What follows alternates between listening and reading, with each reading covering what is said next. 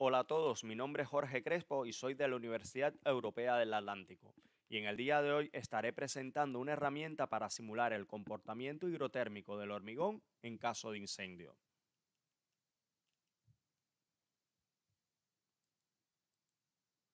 Los incendios relevantes en túneles y estructuras, así como el auge en el empleo de hormigones de alta resistencia, han dejado en evidencia que estos últimos son más vulnerables a la agresión térmica que los hormigones convencionales. Asimismo, los hormigones de alta resistencia son mucho más susceptibles a la ocurrencia de spalling, es decir, a la pérdida súbita y repentina de sección transversal del elemento producto del incremento de las temperaturas. Esta situación ha propiciado en los últimos años que se investigue el comportamiento del hormigón a elevadas temperaturas, así como que se investigue sobre la física de los fenómenos de la presión de poros y el spalling. Esto ha permitido que se establezcan una serie de criterios y soluciones técnicas para mitigar la ocurrencia de explosiones. En este trabajo se pretende entonces aportar una nueva herramienta de simulación que me permita predecir la evolución de las temperaturas y la presión de poros en hormigones en caso de incendio.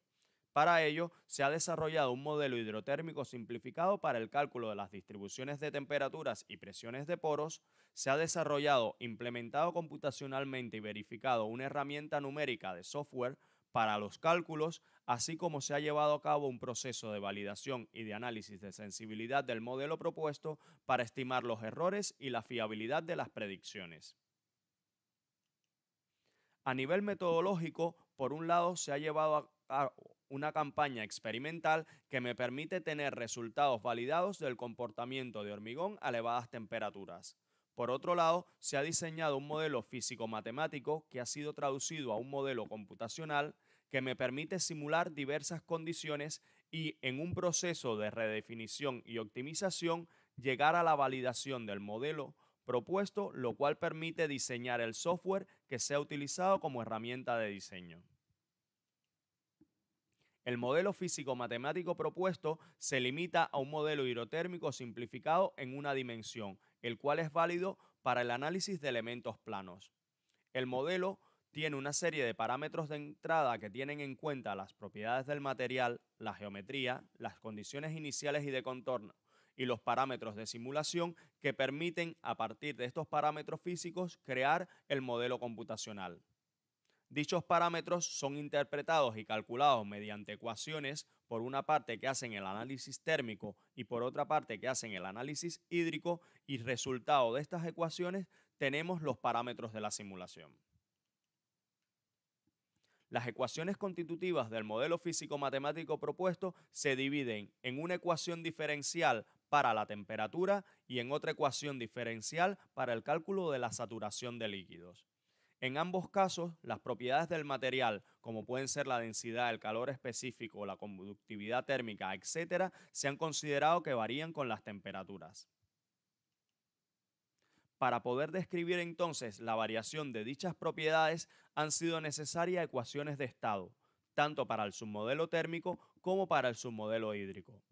Dentro de las ecuaciones de estados del submodelo térmico podemos encontrar ecuaciones de estado para la densidad, para la conductividad térmica y para el calor específico. Por otro lado, para el submodelo hídrico tenemos ecuaciones de estado para describir el equilibrio termodinámico de las fases del agua, ecuaciones de estado para el cálculo de la densidad del agua, ecuaciones de estado para la porosidad y la permeabilidad al gas teniendo en cuenta la adición de fibras de polipropileno, ecuaciones para describir la masa de agua vinculada químicamente, la masa de agua producto de la deshidratación, así como la curva de desorción. Dichas ecuaciones han sido incluidas dentro de las dos ecuaciones constitutivas del modelo. Ahora, para poder llegar a una solución es necesario emplear un método numérico de solución, que en este caso ha sido elegido de diferencias finitas, siguiendo un esquema de solución explícito que permite tener una diferencia progresiva de primer orden para la derivada temporal y una diferencia central de segundo orden para la derivada espacial. La implementación de la solución en diferencias finitas ha sido realizada tanto para la ecuación de la energía como para la ecuación de la saturación, las cuales podemos ver en pantalla. Dichas ecuaciones han sido programadas dentro de un modelo computacional, el cual la implementación ha seguido criterios de programación como la facilidad del manejo de datos, el intercambio de la información, minimizar los tiempos de cómputo, la facilidad de operación y crear interfaces que permitan la entrada y salida de los datos. Todo esto hecho bajo el paradigma de la programación orientada a objetos que permite la uniformidad, la comprensión, la flexibilidad, la estabilidad y la reusabilidad del código. Se presenta la ventana de entrada para el modelo. Una vez que tenemos el programa, es posible definir para el material características, la geometría del elemento que está siendo analizado, las condiciones de contorno y los parámetros de simulación. Para cada uno de ellos se abren una serie de ventanas donde el usuario de la herramienta puede definir los parámetros que van siendo solicitados. Una vez realizados los cálculos, el programa presenta una serie de resultados. En este caso tenemos la distribución de las temperaturas, la cual también es comparada frente al isoterma 500, que es el criterio que establece el Eurocódigo número 2 de cálculo de hormigón estructural para, a partir de este valor, considerar que se ha perdido la capacidad resistente en la sección del hormigón. Asimismo, el modelo permite calcular, entre otras cosas, las presiones de poros, cuáles son los valores máximos y a qué profundidad se están produciendo para poder establecer los criterios sobre, en caso de una hipotética explosión, cuánta sección resistente estamos perdiendo. Además, se ha incluido el análisis de la pérdida de masa, el cual ha sido utilizado dentro de la validación experimental. Evidentemente, una herramienta que quiere ser utilizada como herramienta de diseño no podría utilizarse sin detrás un proceso de validación que garantice la exactitud de los resultados. En este caso, se ha utilizado como metodología experimental la propuesta durante los trabajos de mi tesis doctoral desarrollados en el seno del Grupo GIDAI de la Universidad de Cantabria, aquí en Santander. La metodología de ensayo se basa en el empleo de una célula de carga, la cual permite monitorizar la pérdida de masa en las probetas de hormigón, así como la colocación en distintas profundidades de 4 termopares que me permiten evaluar la evolución de las temperaturas. Durante el proceso de validación experimental se diseñaron 3 dosificaciones de un hormigón autocompactante con resistencia de diseño de 60 megapascales, por lo tanto puede considerarse de alta resistencia. Las dosificaciones solo variaban entre sí en la cantidad de fibras de polipropileno que se añadía. Las muestras fueron confeccionadas de forma prismática con unas dimensiones de 100 por 100 por 45 milímetros, con una tolerancia dimensional de 5 milímetros. Asimismo, los 4 termopales se colocaron en la cara expuesta, a 10 milímetros de la cara expuesta, 20 milímetros de la cara expuesta y en la cara no expuesta. Fueron ensayados en total 18 ensayos, los cuales se corresponden con 6 condiciones diferentes de ensayos y 3 repeticiones por condición. Una vez realizados los ensayos, se realizaron también 6 simulaciones, las cuales se corresponden con las condiciones ensayadas, y 2 simulaciones adicionales, las cuales se corresponden con las condiciones de ensayo reportados por Califa. En la presente diapositiva ponemos los parámetros de entrada al modelo que se utilizaron para la simulación 1. Aquí podemos ver que entre los parámetros de entrada se encuentra el contenido de cemento, el contenido del agua, la densidad, la porosidad, la humedad relativa, etc. Dentro de las condiciones se encuentra la temperatura inicial del material, la emisividad, el coeficiente de convección, la temperatura ambiente, etc. Y otra parte que está declarada para garantizar los tamaños de las probetas, el área de la muestra, el espesor y los pasos temporales y espaciales. Los resultados de la simulación para el campo de las temperaturas muestran que son muy positivos. En este caso, el error medio en la simulación podemos ver que se encuentra entre los 8 y los 15 grados Celsius, lo cual es muy acertado. Por otro lado, si analizamos la pérdida de masa acumulada obtenida de forma experimental y obtenida mediante simulación, podemos ver que el error máximo en la pérdida total de masa acumulada es de tan solo el 1,54% para esta simulación.